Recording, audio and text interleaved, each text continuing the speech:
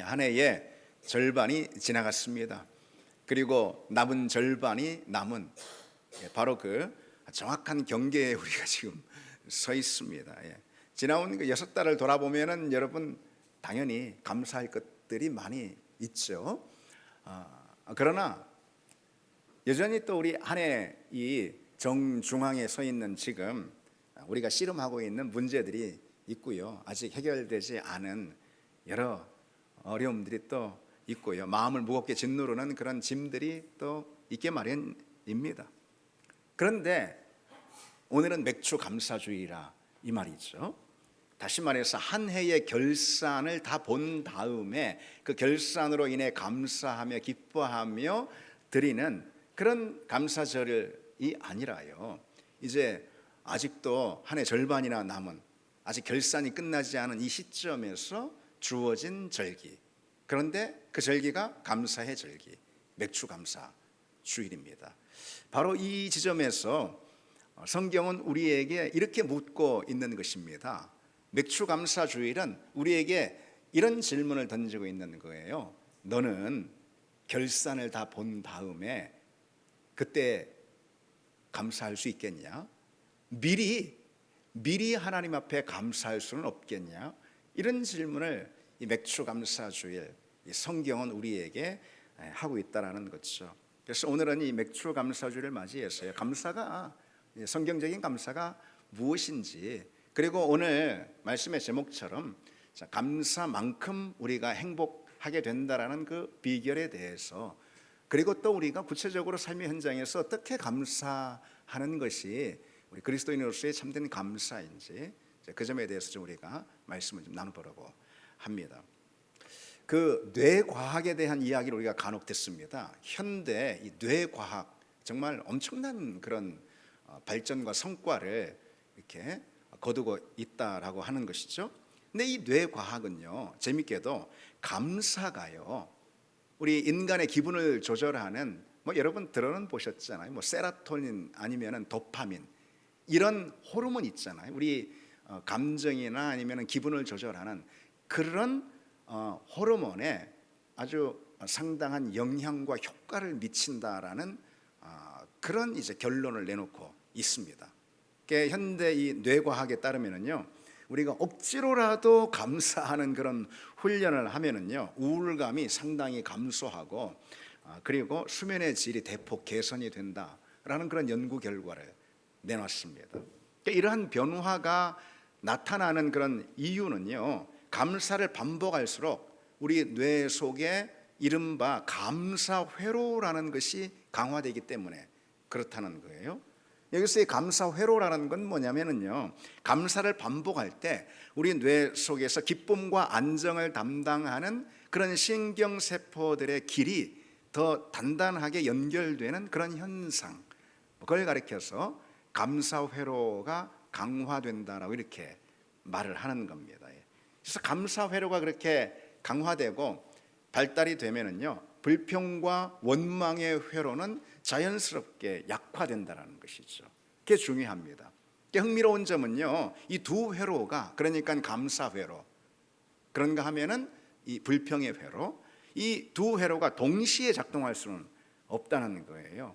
그게 이제 말하자면은 생리학적으로도 그렇다라는 그런 얘기 아니겠어요? 감사의 등이 켜지면은 불평의 등은 꺼지는 것입니다. 그 반대도 마찬가지고 말이죠. 그래서 감사는 우리 이렇게 볼 수 있겠죠. 단순히 어떤 긍정적인 마음의 태도, 그런 감정의 상태, 그런 것이 아니라요, 우리 마음의 방향을 결정짓는 그런 내면의 스위치다. 그 스위치를 끄면은 또는 키면은 그에 따라서 마음의 방향 자체가 전혀 달라지게 된다는 거죠. 그러니까 아마 하나님께서 그렇게 만드신 창조의 질서와 설계가 아닌가, 이런 생각을 우리는 할 수가 있죠. 근데 여러분, 맞습니다. 그래서 여러분, 우리 성도에게 있어서는요, 감사의 유익이 그런 현대 뇌과학이 밝힌 그런 유익 정도에 멈추지 않는 것을 우리가 알아야 하는 거예요. 이 뇌과학이 발견한 바로 말씀드린 그 사실은요, 창조 질서 속에 하나님께서 이미 설계 가운데 심어 놓으신 그 창조의 원리를 다만 뒤늦게 발견했을 뿐인 것이죠. 그렇지 않겠습니까? 하나님은 우리 인간을요 어떻게 빚으셨느냐, 어떻게 창조하셨느냐, 우리 인간을요 감사할 때 가장 건강하고, 감사할 때 가장 행복하고, 감사할 때 가장 하나님의 형상을 닮은 그런 존재로 원래 그렇게 하나님이 빚으셨다라는 그런 내용입니다. 다시 말해서 감사는 우리 인간이 뭐 이렇게 선택하는 그런 선택사항이라기보다도 창조의 설계라는 이 사실이죠. 감사하지 않는 것은 그래서 단순히 어떤 뭐 마음의 문제, 아니면 태도의 문제, 인간성의 문제, 뭐 그런 정도가 아니라요, 창조의 목적에서 이탈한 것이라고 이렇게 말할 수가 있습니다. 하나님이 창조하신 창조의 질서와 설계대로 우리가 살지 않는 것을 말하는 것이죠. 이것은 신앙의 방향을 말하는 것입니다. 어떤 태도나 아니면은 어떤 인성의 문제가 아니고 이 신앙의 문제로 우리는 접근할 수가 있는 것이죠. 그렇지 않겠습니까? 예. 그래서 이 감사하지 않는 것은 단순히 신앙의 덕목 하나가 결여된 그런 상태가 아니라는 거죠.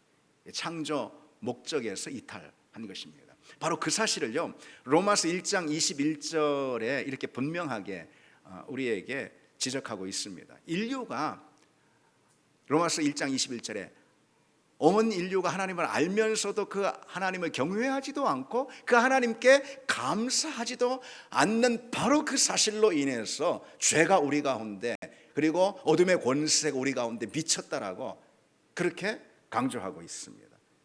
성경은요 감사의 결핍을 단순히 성격이나 태도의 문제로 보는 게 아니에요. 신앙의 문제, 다시 말해서 하나님과의 관계의 문제로 그렇게 진단하고 있는 것입니다.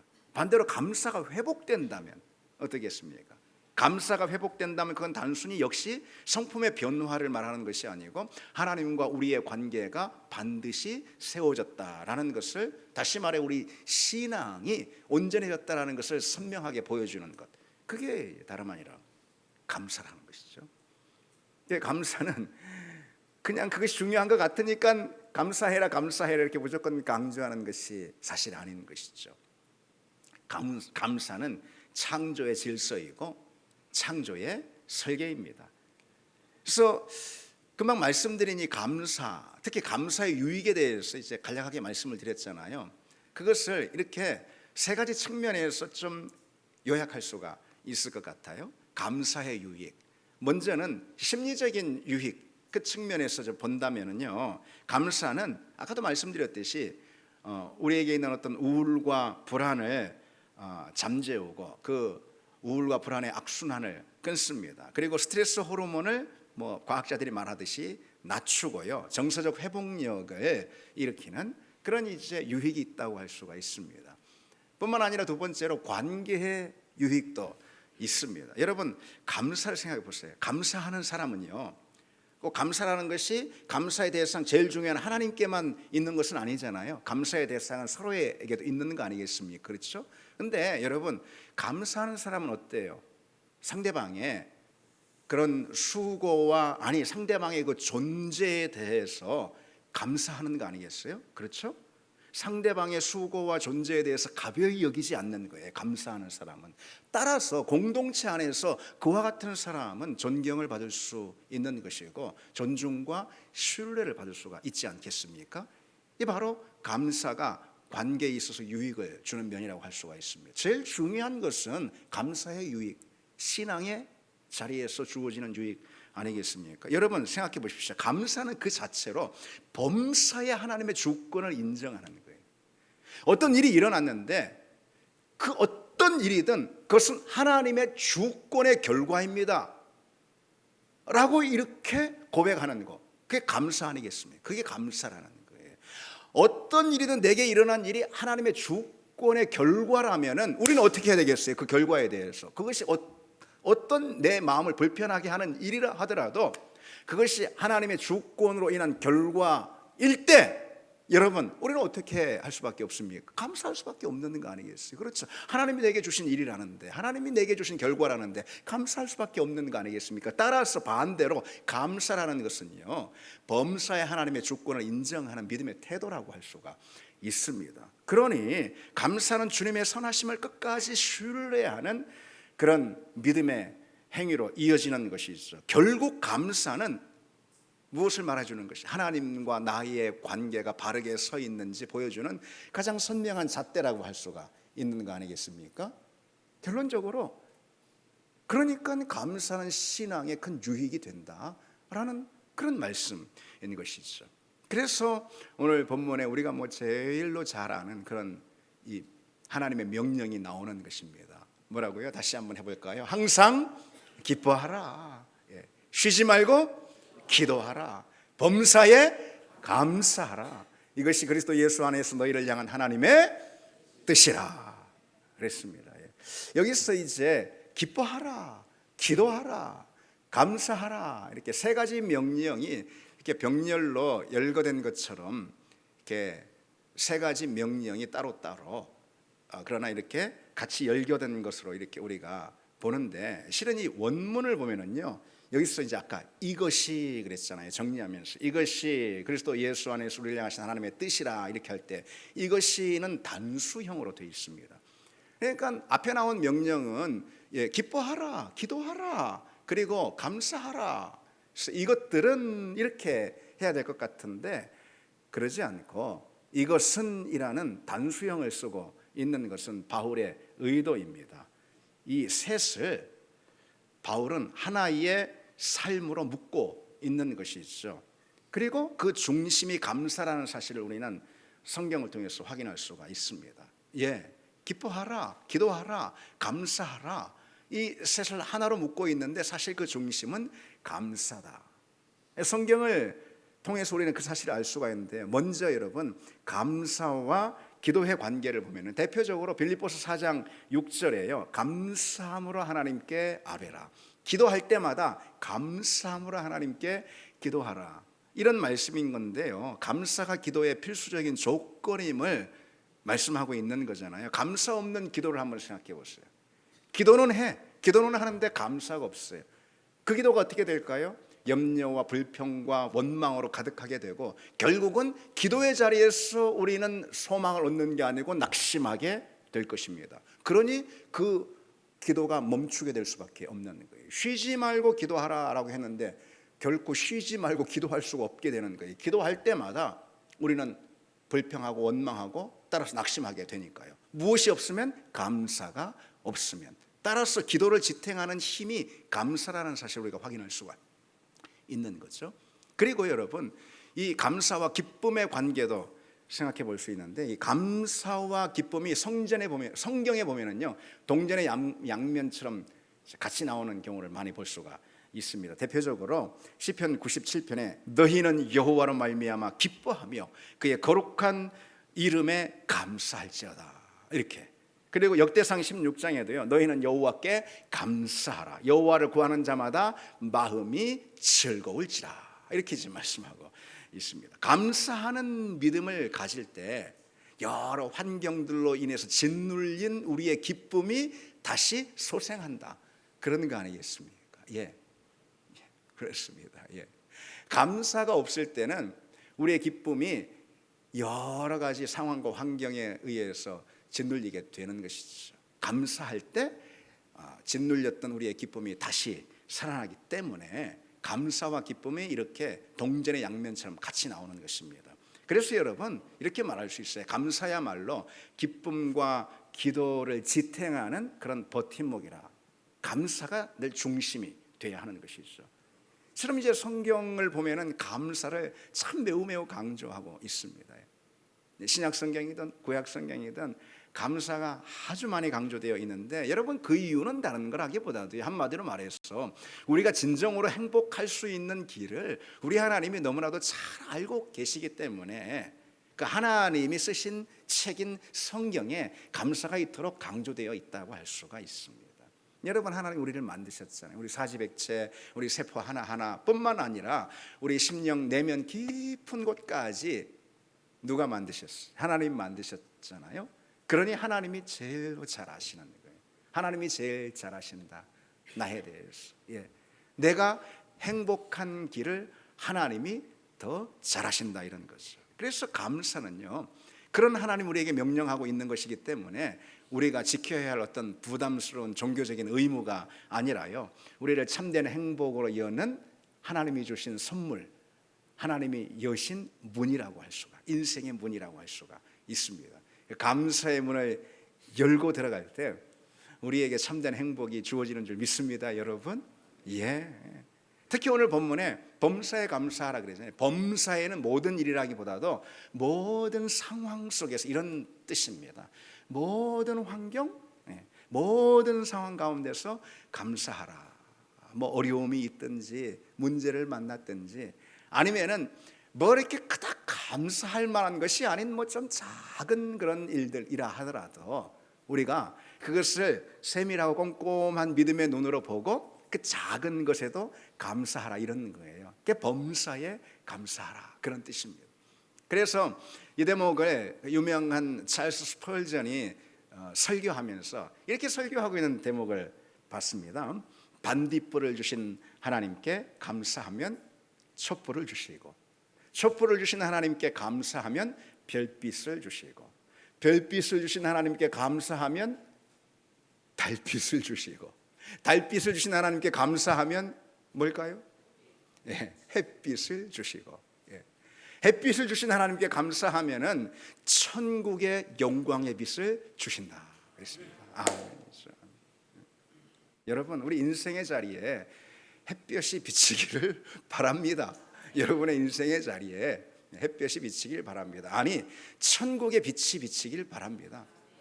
그런 은혜를 누리려면은요, 우리 인생에 비친 보이지도 않는 작은 반딧불을 보면서 감사할 수 있어야 하는 것이죠. 그 감사가 결국은 지금 현재 우리에게 주어진 반딧불에 대한 감사가 앞날에 하나님께서 우리에게 비추실 햇빛이라는 현실을 가져온다는 거죠. 여러분, 이것이 감사의 능력입니다. 그래서 여러분, 감사한 만큼 행복한 것이, 이것은 참으로 진리입니다. 참으로 진리입니다. 감사한 만큼 행복하고 감사한 만큼 우리 은혜가 배가가 되는 줄 믿습니다. 오늘 우리가 지키는 이 맥추감사절은 바로 그런 감사의 훈련을 우리가 한번 다시 점검해보는 그런 기회다, 이래 말할 수가 있습니다. 맥추절은 이제 출애굽기 23장에 다른 구절에도 여러 번 나오지만은 출애굽기 23장에요, 밭에 뿌린 것의 첫 열매를 거둘 때에 맥추절을 지키라, 이렇게 명령하고 있거든요. 이제 구약의 성도들을 보면 가을에 이 풍성한 그 수하, 그 풍성한 곡식을 거두고 드리는 그런 절기가 수장절이었어요. 오늘 우리로 보자면 그게 바로 추수감사절인 거예요. 여러분, 대대적인 수확을 하는 절기가 언제예요? 이게 바로 가을입니다. 물론 이스라엘은 조금 우리하고 이제 어떤 계절이나 이 절기가 다르긴 하지만은 뭐 그렇게 많이 큰 차이가 있는 것도 아니에요. 어쨌든 대대적인 수확을 해서 하나님께 그 수확의 기쁨으로 감사를 드리는 절기가 바로 추수감사절, 구약으로 보면 수장절이라 이 말이죠. 그런데 그것과 달리 맥추감사절은요, 그의 첫 수확을 제단에 드리면서, 그때가 태양력으로 하자면 5월경이 되는 거예요. 5월경에 첫 수확을 제단에 드리면서 아직 오지 않은 가을의 풍성한 수확을 기대하며 미리 감사하는 절기, 이게 바로 맥추절이라고 할 수가 있습니다. 그래서 참 맥추절은 하나님이 기가 막힌 그런 시점에 우리에게 주신 감사의 절기임을 우리가 확인할 수가 있는 거예요. 그것을 이제 우리 한국교회 상황으로 우리가 한번 살펴보면 이렇습니다. 특히 여러분, 한국교회 이 맥추절은요, 정말 귀한 헌신이, 우리 믿음의 선배들의 헌신이 담겨 있는 그런 절기라고 할 수 있습니다. 여러분, 우리 믿음의 선배들에게는 그 보릿고개라고 있었잖아요. 여러분, 우리는 잘 모르는데 그래도 우리 교회 어르신들은 아시는 분이 계시죠. 보릿고개가 있지 않았습니까? 지난 가을에 거둔 쌀은 완전히 떨어지고 보리는 아직 익지 않아 가지고요, 먹을 것이 없어서 굶주려야 했던, 그걸 뭐라고 그러죠? 춘공기라고 그러잖아요. 그렇죠. 그때 보통 이 늦 겨울부터 봄까지 이어지는 그런 시기라서 춘궁기라고 해요. 굽는 그런 시기였어요. 그 힘들고 공공한 시기를 버텨낸 후인 7월에 마침내 첫 보리를 수확해가지고 제단을 찾던 그 성도들의 믿음, 이 믿음이 이 맥추절에 고스란히 녹아있는 것입니다. 우리 믿음의 선배들은 참 그런 감사의 믿음을 가졌습니다. 뭐 누가 시킨 것도 아닌데요, 첫 수확을 들고 교회를 향하던 그 감사의 신앙이 있었기 때문에 우리 믿음의 선배들 가운데 하나님께서 그 신앙의 자리 가운데 그와 같은 은혜를 부어주시는 거 아닌가? 그런 생각을 해봅니다. 여러분, 이 믿음의 실천, 이 감사의 실천이 우리에게도 있기를 원합니다. 우리도 이런 감사를 드리기를 원합니다. 그래서 이 시간 우리가 어떻게 하면 이 감사를 우리 삶의 자리에서 구체적으로 실천할 수 있을까? 우리가 이 과거와 현재와 미래라는 세 가지 시간의 자리에서 우리 감사의 고백, 감사의 신앙을 실천하는 그런 내용에 대해서 이 시간 좀 잠깐 생각해 보려고 합니다. 우리는 감사를 과거와 현재와 미래라는 그런 세 시간의 자리에서 구체적으로 실천할 수가 있습니다. 먼저는 이 과거에 대한 감사입니다. 과거에 대한 감사. 구약의 율법을 대표하는 책은 아무래도 신명기라고 할 수가 있을 거예요. 그 신명기의 구약의 율법이 정리되어 있고 완성이 되어 있거든요. 그런데 그 신명기 전체를 관통하는 단 하나의 명령과 단어를 꼽으라면은 무엇이냐면요, 무엇일까요? 기억하라, 기억하라, 그것입니다. 히브리어로 자카르, 이 단어가 무려 15번이나 계속 연거푸 반복되는 걸 볼 수가 있어요. 기억하라는 거예요. 하나님이 광야 40년을 어땠습니까? 힘들었어요, 고단했어요, 척박했습니다. 광야 40년. 그러나 힘들고 고단한 바로 그 광야의 현장 가운데 무엇이 있었습니까? 하나님의 구름 기둥이, 그렇죠, 하나님의 불 기둥이 있었고, 그리고 반석에서 터져나오는 하나님의 기적이 있었고, 그리고 만나로 먹는 그런 하나님의 공급과 은혜가 있었단 말이죠. 비록 힘들고 고단하고 척박한 그런 광야의 여정이었지만 그 가운데도 일하신 하나님의 손길과 그 은혜를 기억하라, 감사로 돌아보라, 그런 뜻 아니겠습니까? 그처럼 이제 과거의 모든 날, 심지어 광야를 지나온 여정도 감사로 기억하는 것, 그것이 진정한 신앙임을 강조하고 있는 것이죠. 우리가 돌아보면 감사로 기억해야 할 과거 가운데는 아픔도 포함되어 있는 것입니다. 고통도 포함되어 있는 것입니다. 여러분, 누구에게나 말끔해 보이는 사람이라 하더라도요, 사실 보면은 기억하고 싶지 않은 실패의 기억이 다 있습니다. 그리고 지워버리고 싶은, 다시는 돌아보고 싶지 않은 그런 아픔과 그런 고통의 그 과거가 다 있지 않습니까? 세상 사람들은 그런 과거를 어찌합니까? 원망하고, 뭐 다른 방법이 있습니까?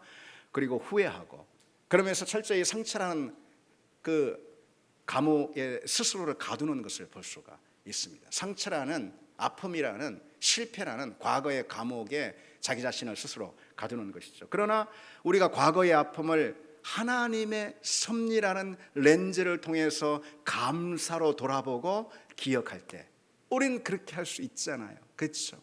하나님이 계시고 하나님이 우리와 동행하시기 때문에 우리가 볼 때 인간적으로는 참 아프고 고통스러운 우리의 과거이지만 그것을 하나님의 섭리의 안경으로 바라보며 감사로 그 과거를 고백할 때, 여러분, 우리 그 과거는 그것이 아픔과 슬픔이라 하더라도 다 그것이 하나님의 은혜로 또 승리로 승화될 줄 믿습니다. 힘들었던 과거를 감사로 고백하는 신앙은요, 과거의 상처가 더 이상 나를 묶지 못할 것이라 라는 그런 강력한 믿음의 선포와도 같은 것이죠. 그런 사람은 과거의 상처, 그 상처가 주는 과거의 감옥으로부터 해방될 수가 있는 것입니다. 무엇보다도 감사는요, 나의 과거의 상처를 치유하는 그런 치료자가 된다는 걸 알 수가 있습니다.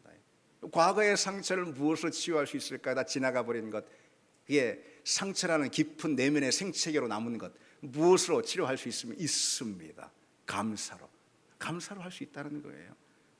감사는 내 과거를 치유하는 치유제가 됩니다. 그리고 감사로 인해서 내 상처가 나으면은요, 나는 다른 사람의 상처를 먼저 치유하는 그런 회복제, 다시 말해 백신이 될 수가 있습니다. 나와 같은 아픔을 겪고 있는 다른 사람들에게 나는 내 존재 자체가 면역제가 되는 것입니다. 이 놀라운 은혜를 여러분 기억하기를 원합니다. 상처는 감사의 신앙으로 치유가 되는 것이고요, 그 상처가 내게는 백신이 되는 거예요. 그러면은 내 안에 있는 상처는요, 더 이상 어두운 과거가 아니라 나의 자랑이 될 수가 있는 것입니다. 그리고 다른 사람을 향해서는 하나님이 내게 주신 사명이 될 수 있는 거예요.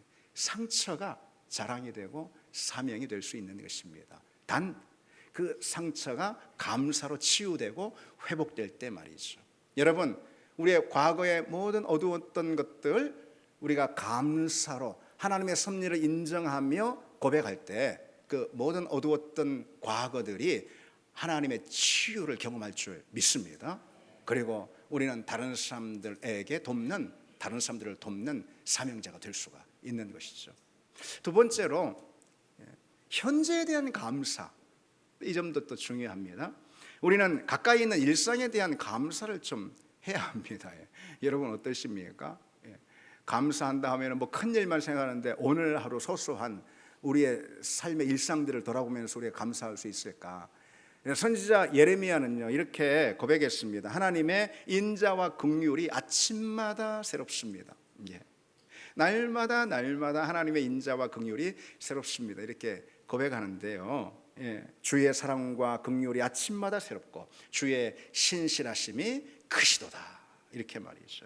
어제와 다를 바 없어 보이는 오늘 하루하루에 대해서 이 예레미야는 세밀한 믿음의 관찰을 가지고선 어제와 다를 바 없어 보이는 오늘이지만 그러나 하나님께서 오늘 하루 내게 새로운 은혜와 하나님의 신실하신 능력으로 창조해 주신 선물이 보였던 것이죠. 그 선물, 하나님의 선물이 보였던 것입니다.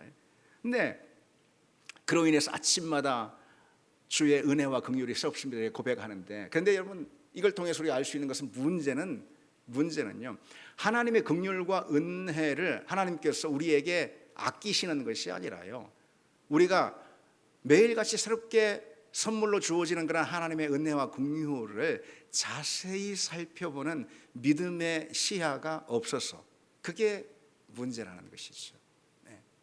자세히 살피면 우리 일상의 모든 것들이 은혜로 깨달아질 수가 있습니다.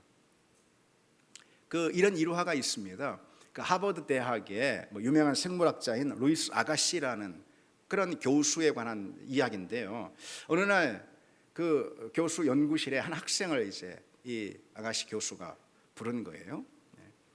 그리고선 이 학생에게요, 포르말린 병에 담긴 물고기 한 마리를 건네면서 이렇게 자세히 관찰하라 라고 하는 아주 단순한 과제를 이 학생에게 준 겁니다.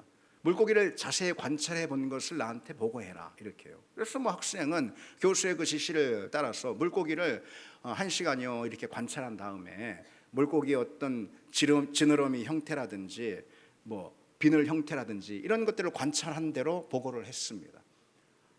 요만한 포르말린 병에 담긴 물고기 한 마리를 1시간이나 관찰하는 것도 어렵겠네요. 이렇게 볼 것이 많아요. 그런데 이 교수가 하는 말이 아직 멀었으니까 다시 가서 더 깊이 관찰하라, 그러는 거예요. 그 학생은 다시 억지로 물고기를 들여다봤습니다. 근데 자세히 들여다보니까 아까는 보지 못하고 놓쳤던 이런 그 물고기의 섬세한 선들을 관찰해서 보고서로 이 교수에게 보고를 했습니다. 그러나 이 교수는 아니라 아직 한참 멀었다면서 더 깊이 관찰해 오라고 그런 것입니다. 자꾸 그러니까 이 학생이 작심을 하고요, 결국 그 물고기 한 마리 붙들고 3일 밤낮을 그 물고기 한 마리를 꼼꼼하게 세세하게 관찰을 한 것입니다. 그러자 그의 눈앞에 정말 놀라운 광경이 펼쳐졌습니다. 절대 보지 못했던, 절대로 안 보였던 그 물고기의 대칭 구조와 그 기관들의 아주 미세한 연결이 완벽하게 보이기 시작한 거예요. 그리고 3일 만에 자신이 관찰한 그 깊이 살펴본 그 내용을 교수에게 보고서로 보였습니다. 그러자 만족하는 듯 이젠 됐다라고 말했다라는 것이죠. 예. 여러분 어떻습니까? 우리가 감사할 조건을 찾지 못하는 이유가 그와 같지 않을까? 물고기를 대충 훑어보고 다 알았다고 말하는 것처럼 내 일상을 그저 쑥 지나쳐 보면서 내 일상에 무슨 감사할 것이 있어? 쑥 지나쳐 보면 보통 곧장 바로바로 내 어떤 마음의 감정에 와닿는 것, 그것들에만 반응하는 경우가 참 많이 있거든요. 겉에만 보고 말이죠.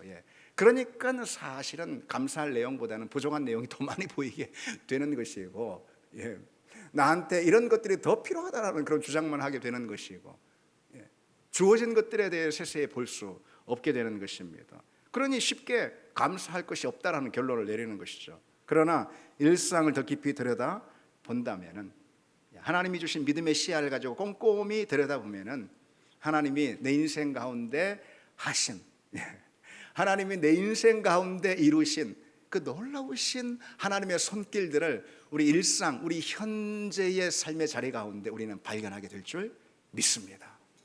여러분, 그런 믿음의 관찰이 우리 현재를 향해서 있기를 원합니다. 그리고 숨겨졌던, 우리가 그동안 보지 못했던 그런 하나님의 그 섬세한 손길, 하나님의 은혜 한 조각 한 조각을 우리가 발견하고 그것을 우리 입술에 담아 감사의 고백으로 드리는 그런 은혜가 여러분들의 있기를 원합니다. 마지막으로요, 미래에 대한 감사입니다. 하나님께서, 이 미래에 대한 감사는 무엇이냐? 하나님께서 나의 앞날을 그야말로 최상의 길로 열으실 것이다, 이끄실 것이다 라는 것을 미리 이 자리에서 선포하고 드리는, 미래를 향해서 미리 드리는 그런 감사, 그게 말 그대로 미래를 향한 감사입니다. 다른 말로 하면은 마중물 감사라고 표현할까요? 마중물 감사. 여러분, 마중물이 뭔지 아시죠?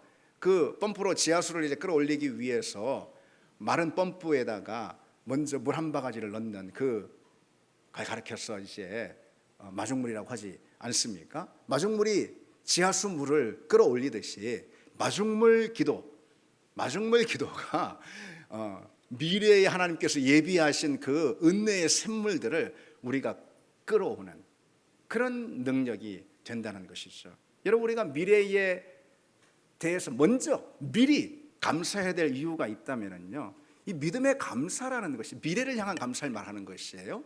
그것이 단순한 어떤 소망에 대한 표현이 아니라는 거예요. 우리가 미래에 대해서 장차 있을, 우리가 맞이할 것에 대해서 미리 감사하면은 그것이 장차 앞으로 우리에게 주어지는 미래의 현실이 될 것이라는 것이죠. 여러분, 우리가 이것을 믿는 감사의 능력입니다. 그럼 우리가 되기를 원합니다. 여러분, 우리가 시브리서 11장 1절에서 우리 그 사실을 확인할 수 있는 거 아니겠습니까? 믿음이 뭐라고 되어 있습니까? 믿음은 바라는 것들의 실상. 그렇죠. 지금 없어요. 지금 바라기만 합니다. 그러나 믿음으로 그걸 바랍니다. 그러면은 그것이 내 앞날에 무엇이 됩니까? 실상, 리얼리티, 실상이 된다. 믿음은 바라는 것들의 실상입니다. 여러분, 무엇이 믿음이라고 생각하십니까? 무엇이 믿음입니까? 아직 일어나지 않은 미래의 일을 바라보면서 드리는 감사, 그게 믿음인 거예요. 감사가 믿음인 거예요. 아직 일어나지 않았지만, 아직 주어지지 않았지만은 그것을 주어진 것으로 미리 감사하는 그 감사, 이것이 바로 믿음이죠. 그런 감사는 하나님이 행하실 일을 기정사실로 받아들이는 믿음의 표현이라고 할 수가 있습니다. 하나님이 그것을 기뻐하시겠죠. 그래서 그런 감사를 마중물 감사 또는 선제적 감사다, 이렇게 표현해 볼 수가 있을 것 같아요. 선제적 감사. 선제적 감사는 말 그대로 아직 보이지 않은 하나님의 섭리를 오늘 내가 신뢰합니다, 그런 믿음의 고백인 거예요. 그게 선제적 감사는 우리 믿음을 가장 선명하게 하나님께 표현하는 것이라고 할 수가 있습니다. 우리는 그 선제적 감사라는 그 고백 위에서요, 결과가 아직 나오지 않았지만 나오기 전부터 이미 하나님의 다스림 가운데 우리는 거하고 있는 것이라고 할 수가 있습니다. 여러분, 그런 은혜를 감사를 통해서 누리는 여러분 되시기를 바랍니다. 성경에 보면은 여러분 많은 기적들이 나오잖아요. 근데 그 많은 기적들 가운데요, 그 미래의 현실을 바라보면서 드리는 감사로 주어진 기적들, 이런 기적들이 많이 있습니다.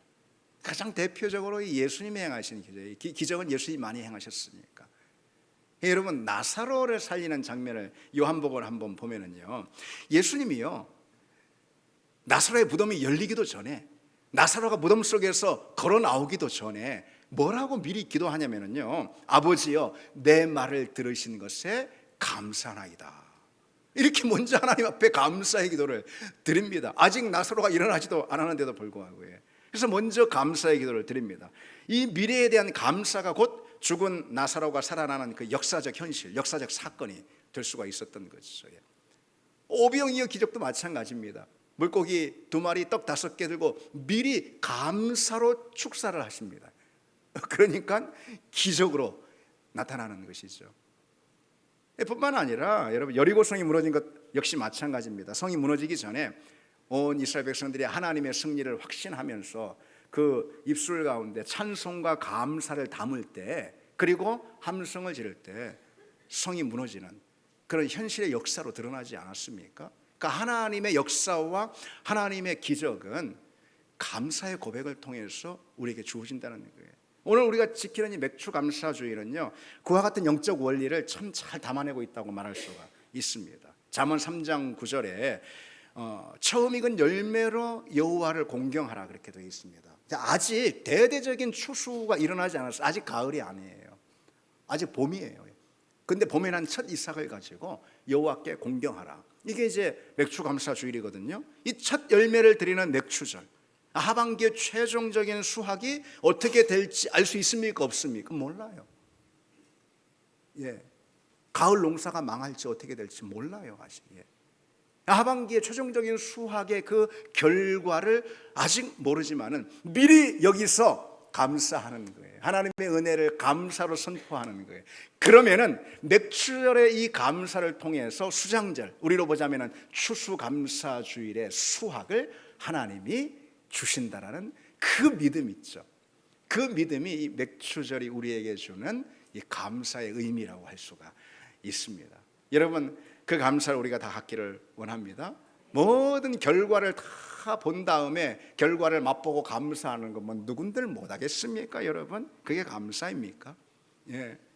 결과가 나오기 전에 하나님의 신실하심을 신뢰하며 미리 드리는 감사, 그것이야말로 오늘 우리가 계속해서 훈련해야 될 감사의 내용인 줄 믿습니다. 지금까지 나눴듯이 여러분, 이 과거와 현재와 미래에 대한 이 감사를 간략하게 정리하면요, 감사라는 것은요, 우리가 과거의 은혜를 붙드는 거예요. 그리고 현재의 은혜를 발견하는 것입니다. 그리고 미래에 주어질 은혜를 신뢰하는 것이 바로 이 감사입니다. 감사는 어떤 은혜를 우리에게 끼치느냐, 과거의 상처를 치유합니다. 현재의 모든 종류의 권태 또는 신앙의 권태를 몰아내는 게 또 감사입니다. 감사는 미래에 대한 모든 불안을 잠재우는 그런 능력이 있습니다. 감사는 과거를 원망이 아닌 섭리로 기억하게 만듭니다. 감사는 현재를 어떤 무심함의 시선이 아닌 은혜의 자리로 깨닫고 느끼게 만들므로 현재를 은혜로 또 채우게 합니다. 그런가 하면은 감사는 미래를 염려가 아닌 여호와 이레의 예비하심에 맡기게 하는 것이죠. 이 감사, 이 감사의 신앙 우리가 갖기를 원합니다. 이제 말씀을 맺겠습니다. 우리 한 해의 절반을 보내고 절반이 남은 그런 상황 가운데 있죠. 이 상황 가운데 우리가 기억해야 될 것, 이 기쁨이나 행복은 조건, 환경에 따라 주어지는 것이 아니라 감사의 바탕을 두고 오는 하나님의 선물임을 여러분 믿습니다. 그러니 우리가 늘 감사를 통해서 우리가 하나님이 주신 행복과 기쁨을 누려야 하는데, 그러나 우리가 기억해야 할 것, 감사가 우리를 행복하게 하는 그 자체의 힘이 감사에 있다기보다도요, 무엇이냐, 감사할 때 비로소 우리는 하나님이 지으신 우리 본래의 자리, 우리 본래의 형상을 되찾을 수가 있기 때문에 감사가 그런 능력이 있는 것입니다. 그래서 오늘 본문에 감사하라 그렇게 말하고 범사에 감사하라 한 다음에 이는 뭐라고요? 이는 그리스도 예수 안에서 우리를 향하신 하나님의 뜻이라고 하지 않습니까? 그래서 감사하는 것이 본래 하나님께서 우리에게 주신 그 하나님의 형상의 자리로 돌아가는 그런 길이라는 것이죠. 그러므로 여러분 우리가 결과를 다 본 다음에만 감사하는 것이 아니라 우리가 미리 감사할 수 있는 그 감사를 통해서 감사만큼 행복을 누리는 여러분 되시기를 바랍니다. 우리 같이 찬양하시겠습니다.